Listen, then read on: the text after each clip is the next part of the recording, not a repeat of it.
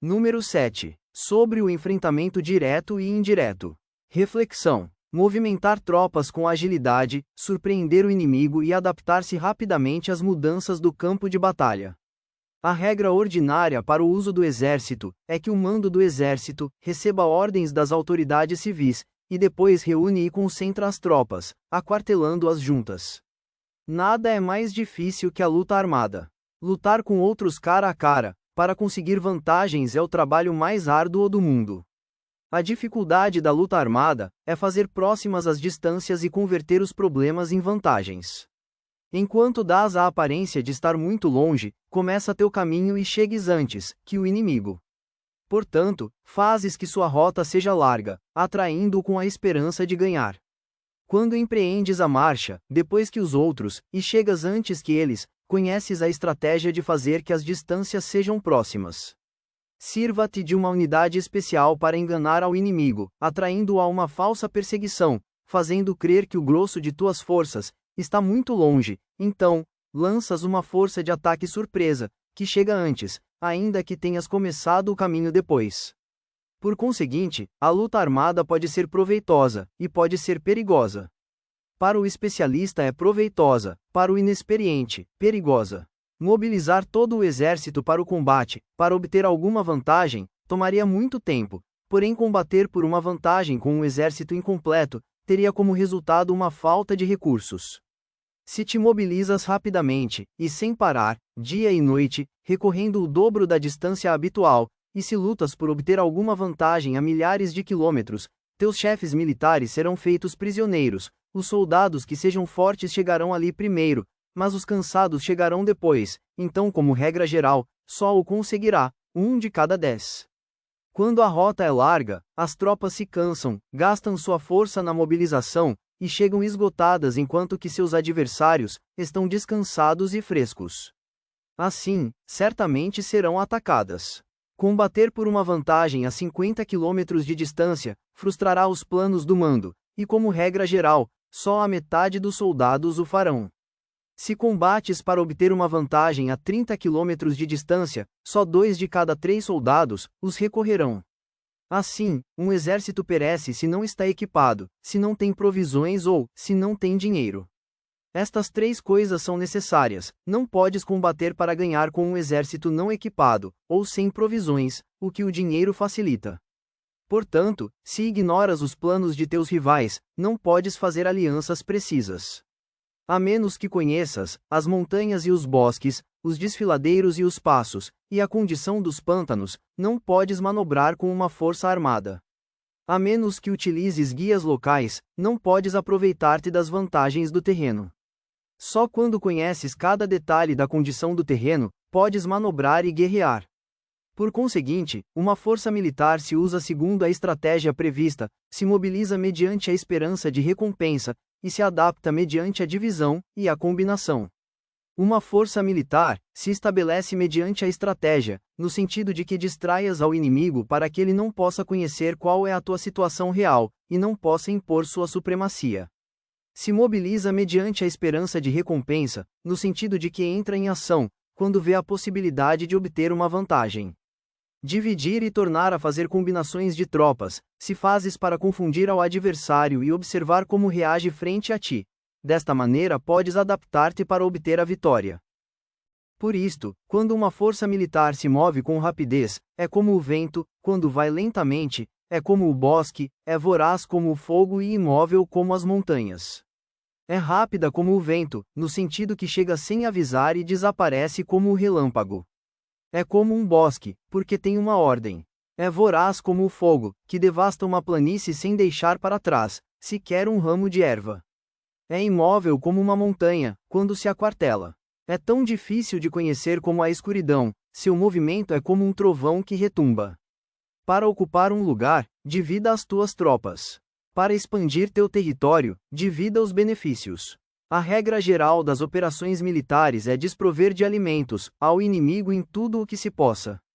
Em localidades onde as gentes não têm muito, é necessário dividir as tropas em grupos pequenos, para que possam tomar em diversas partes o que necessitam, já que só assim terão o suficiente.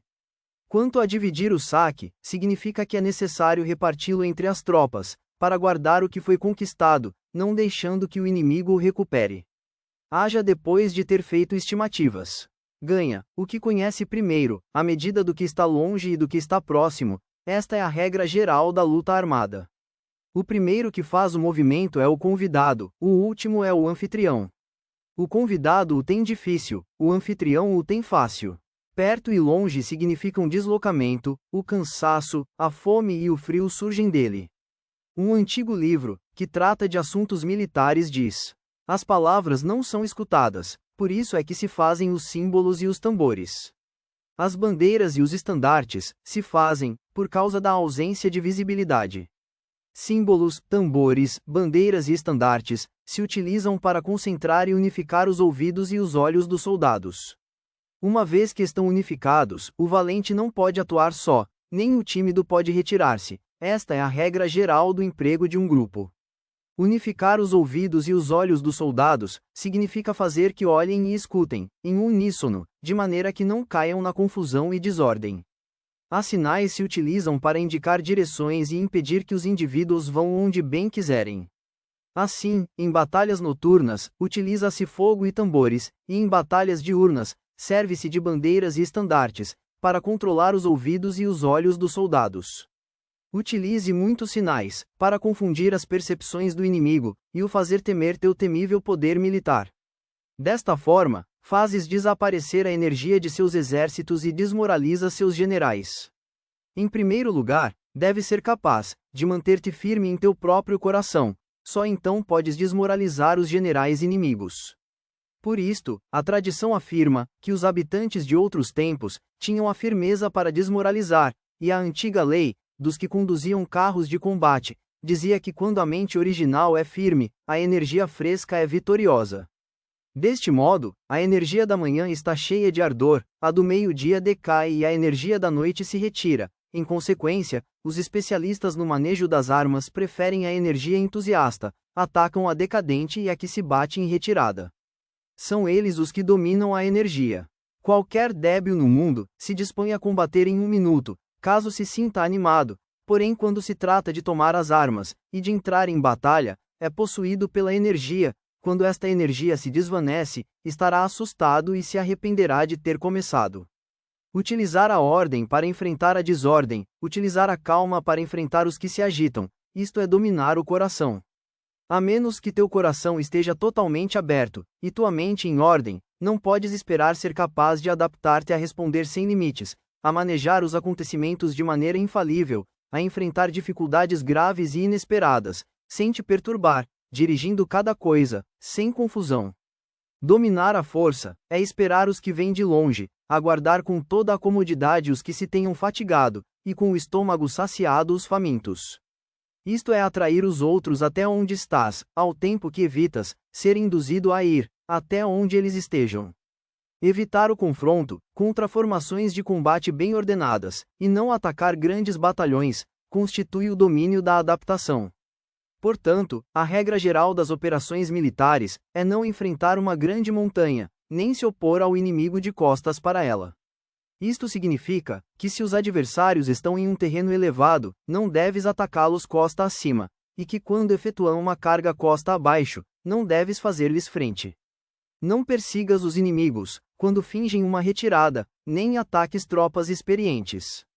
Se os adversários fogem, de repente, antes de esgotar toda a sua energia, seguramente há emboscadas esperando para atacar tuas tropas. Neste caso, deves deter a teus oficiais para que não se lancem em sua perseguição.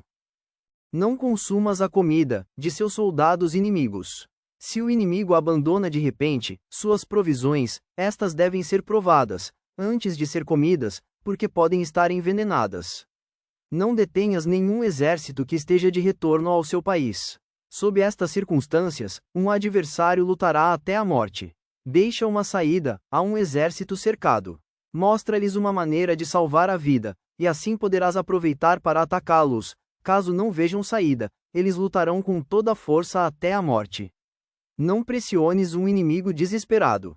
Um animal esgotado seguirá lutando, pois essa é a lei da natureza. Estas são as leis das operações militares.